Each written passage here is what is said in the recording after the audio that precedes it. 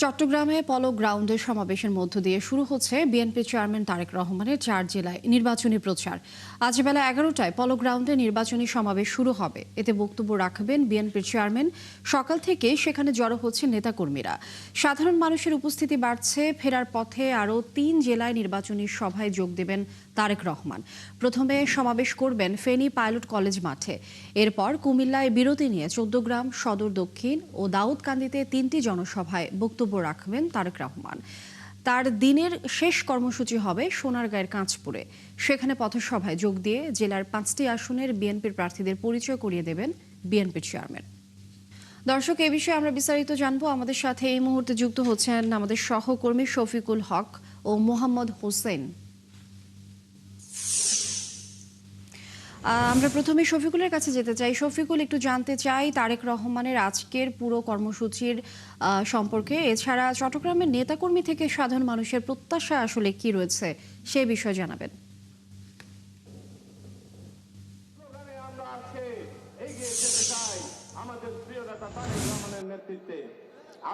চট্টগ্রামবাসীর প্রত্যাশার জায়গা কিন্তু অনেক। এই বন্দরনগরী আপনি জানেন, এটি এমনিতেই বন্দরনগরী।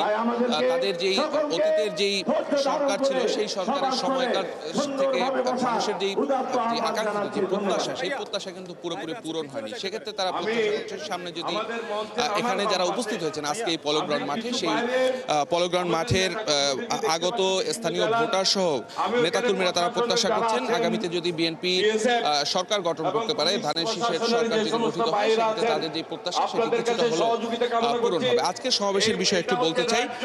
লিনিয়া ঐতিহাসিক পলো গ্রাউন্ড মাঠ, চট্টগ্রামের এই মাঠে বেগম খালেদা জিয়া সমাবেশ করেছেন।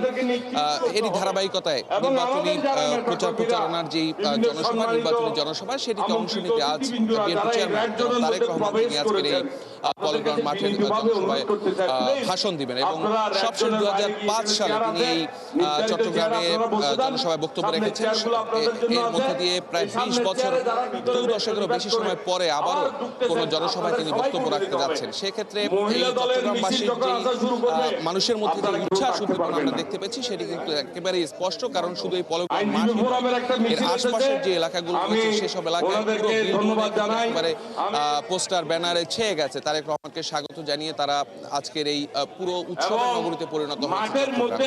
আজকের এই পলো গ্রাউন্ড মাঠে আপনাকে একটি বিষয় জানিয়ে রাখি যে যেহেতু এটি নির্বাচনী জনসভা, সেক্ষেত্রে চট্টগ্রাম, কক্সবাজার, খাগড়াছড়ি, রাঙ্গামাটির আশপাশের যে সংসদীয় আসনগুলো রয়েছে সেই সংসদীয় আসনে প্রায় 23 জন বিএনপি মনোনীত প্রার্থী আজকের এই পলো গ্রাউন্ড মাঠের জনসভায় উপস্থিত থাকবেন এবং তারেক রহমান তাদের এই জনসভা থেকে ভোটারদের কাছে পরিচয় করে দেবেন। এবং তার যে আজকের যে বক্তব্য, সেই বক্তব্য নিশ্চয়ই আগামীতে বিএনপির যেই আগামীর বাংলাদেশ নিয়ে তাদের যে পরিকল্পনা, সেই পরিকল্পনাগুলো তারেক রহমান তার বক্তব্যের মধ্যে স্পষ্ট করবেন। এবং পলো গ্রাউন্ড মাঠের জনসভা শেষ করে যেটি আপনি একটু আগেই বলছিলেন যে আরও 3 জেলায় 5টি সমাবেশ করার কথা রয়েছে। আমাদের সঙ্গে আমাদের সহকর্মী হোসাইন রয়েছেন, আমরা একটু তার কাছেও যেতে চাই। তিনিও আমাদের সাথে বিষয়টি কভার করছেন। হোসাইন, আপনি তো জানেন তারেক রহমান আজকের এই পলো গ্রাউন্ডের মাঠ থেকে শুরু করে এরপরে আরও 5টি জায়গায় সমাবেশ করার কথা রয়েছে। একটু যদি তারেক রহমান আজকে 11:30টার দিকে এখানে আসার কথা রয়েছে, যদিও তার একটু দেরি হতে পারে, কিন্তু আমরা ধারণা করছি তিনি সঠিক সময়ে আসবেন। এরপরে এখান থেকে তিনি সমাবেশ শেষে ফেনীতে যাবেন। ফেনীতে বিকেল 4টায় একটি সমাবেশ হবার কথা রয়েছে। এরপরে ধারাবাহিকভাবে কুমিল্লায় 3টে সমাবেশ হবে এবং আপনার পরবর্তীতে রাতে নারায়ণগঞ্জের যে কাঁচপুর ব্রিজ, সেই কাঁচপুর ব্রিজের আগে একটি সমাবেশে তিনি যোগ দেবেন। এরপরে তিনি গুলশানের উদ্দেশ্যে রওনা হবেন। এছাড়া আমরা যতটুকু জানি 27 তারিখে তিনি ময়মনসিংহ সফর করতে পারেন। এবং আপনি জানেন যে এই সফর ঘিরে কিন্তু বিএনপি নেতাকর্মীরা কিন্তু এই চট্টগ্রামে ব্যাপকভাবে উজ্জীবিত। আপনি জানেন যে 16টি সংসদীয় আসন রয়েছে এখানে, মহানগর এবং চট্টগ্রাম জেলা মিলিয়ে।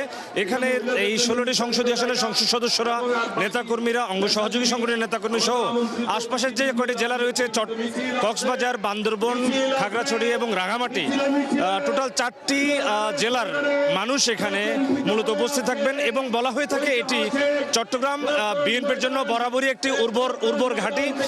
এই জায়গা থেকে আগামী যে নির্বাচন, সেই নির্বাচনে একটা বড় ফলাফল আসতে পারে। ধারণা করা হচ্ছে যে এই নির্বাচনে একটা ভালো ফল বিএনপি বয়ে আনতে পারে। কারণ আমরা দেখেছি ফ্যাসিবাদ বিরোধী সমস্ত আন্দোলন সংগ্রামে এই জায়গাটাকে সুতিকাগার বলা হয়, কারণ এই জায়গা থেকে একটা বড় ধরনের সাপোর্ট বিএনপি সব সময় পেয়ে এসেছে। মানুষের প্রত্যাশার জায়গা যদি একটু শুনতে। মানুষ উনি দীর্ঘদিন ধরেই যে বাইরে থাকতেও যেভাবে কথা বলেছেন, মানুষের প্রতিশ্রুতি দিয়েছেন, এবং দেশে আসার পরে আমরা দেখেছি সিলেটে যে সমাবেশ হয়েছে সেখানে, এবং পরবর্তী ধারাবাহিকভাবে অন্যান্য পরপর জেলাগুলোতে যে সমাবেশ হয়েছে সেই সমাবেশগুলোতে তিনি তার যে প্ল্যান বিস্তারিতভাবে তিনি তুলে ধরেছেন। তিনি বিশেষ করে বলেছেন হেলথ কার্ড দেওয়া হবে, কৃষকদের কৃষি কার্ড এবং ফ্যামিলি কার্ড দেওয়ার কথা বলছেন, যেটি রাজনীতিতে রাজনৈতিক প্রতিশ্রুতির ক্ষেত্রে একেবারেই নতুন। যদিও রাজনীতির মাঠে নিয়ে কথা হচ্ছে, কিন্তু তারা বলছেন যে একটা সুনির্দিষ্ট প্ল্যান পরিকল্পনা তার রয়েছে, এবং বিএনপি নেতাকর্মীরা তাতে আশ্বস্ত হচ্ছেন। তারা ঘরে ঘরে যাচ্ছেন নির্বাচনী প্রচারণায়। সেই জায়গা থেকে এখানকার বিএনপি নেতাকর্মীরা তাকে নিয়ে ভীষণ আশ্বস্ত। তার যে রাজনৈতিক প্রতিশ্রুতি এটি বাস্তবায়নযোগ্য বলে মনে করেন। ধন্যবাদ আপনাকে। শুনছিলাম লিনিয়ার আমাদের সহকর্মী হোসাইনের কাছ থেকে যেমনটি শুনছিলাম যে এর পরবর্তীতে তারেক রহমান যেই জায়গাগুলোতে সমাবেশ করবে সেই বিষয়ে তিনি বিস্তারিত জানাচ্ছিলেন, এবং তার যে প্ল্যানের কথা যেটি সাধারণ মানুষের জন্য প্রতিটা প্রচারণায় তিনি ঘুরে ঘুরে যেটি বলছেন সেই বিষয়ে বিস্তারিত শুনছিলাম। তো আমরা আসলে অপেক্ষা করছি, এখানে আমরা সকাল থেকেই দেখতে পাচ্ছি যে সমাবেশকে সফল করার জন্য বিএনপি নেতাকর্মী সহ সাধারণ মানুষের উপস্থিতি কিন্তু আমরা আশপাশের সড়কগুলোতে দেখতে পাচ্ছি, এবং আয়োজকদের পক্ষ থেকে সব ধরনের প্রস্তুতি এর মধ্যে সম্পন্ন। আমরা অপেক্ষা করছি হয়তো 11টার পরে তারেক রহমান এই জনসভায় যুক্ত হবেন এবং এখানে তিনি বক্তব্য রাখবেন। লিনিয়া। অনেক ধন্যবাদ শফিকুল হক এবং মোহাম্মদ হোসাইন আমাদের সাথে যুক্ত হবার জন্য। আপনারা খোঁজ খবর রাখতে থাকুন, আমরা পরবর্তী সংবাদ সংযোগে নিশ্চয়ই পরবর্তী বিস্তারিত জানবো আপনাদের কাছ থেকে। দর্শক, চট্টগ্রাম থেকে আমাদের দুই সহকর্মী যুক্ত ছিলেন, শফিকুল হক